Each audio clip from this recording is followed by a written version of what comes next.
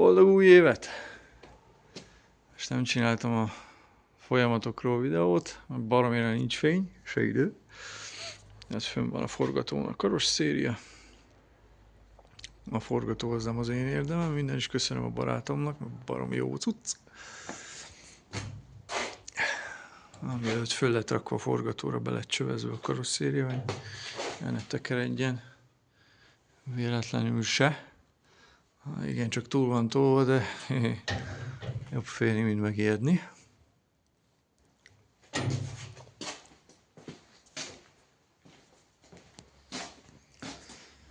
Ez az oldali padlólemez meg lett csinálva.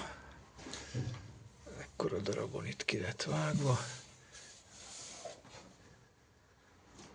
Itt még az egész profilja szét volt nyomorgatva. Nem tudom, hogy emelték ezt az autót, de itt is látszik, hogy ott be van törve az egész.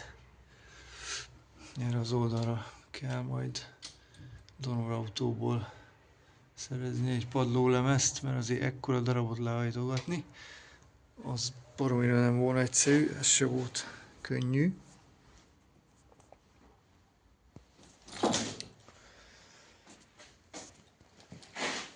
Szegénynek a nyúlvány az igencsak elfáradt. Ekkora darabon. Ez is a jó tárolás eredménye, mert ezt kizárólag a kondenzvíz gyilkolta le így. Ide más nem tud jönni.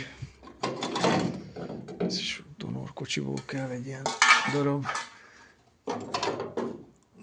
Bonyolult egy forma. Alatta ki van javítva, 2K epoxi. Ezt teljesen le kellett bontsam.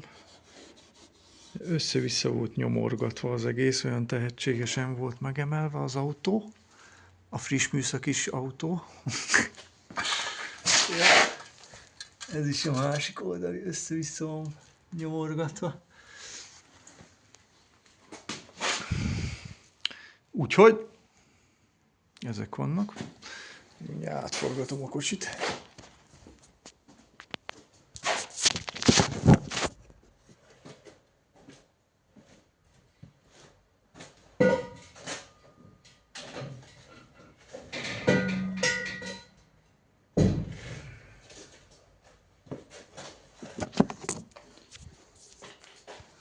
Ez most ideiglenes üzem, le lehet biztosítani.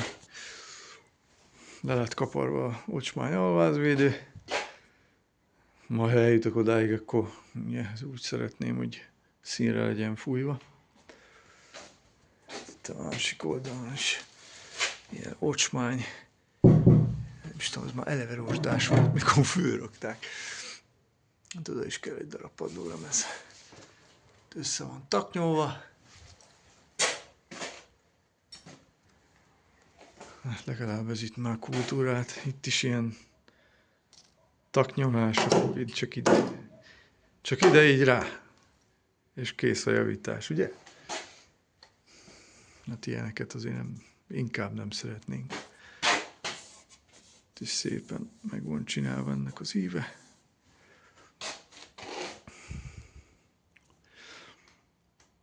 Úgyhogy most ennyire futotta. Aztán majd ahogy haladok vele, majd rakom fel a videókat.